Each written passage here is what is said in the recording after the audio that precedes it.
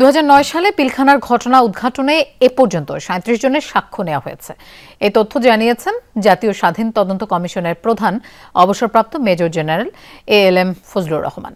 দুপুরে বাংলাদেশ শিল্প গবেষণা পরিষদ BCSIR এর সংবাদ সম্মেলনে এই তথ্য জানানো হয়। কমিশন প্রধান জানান, ঘটনার সাথে সংশ্লিষ্ট বিভিন্ন ব্যক্তির বিদেশ গমনে নিষেধাজ্ঞা দিতে কর্তৃপক্ষকে আহ্বান জানানো হয়েছে।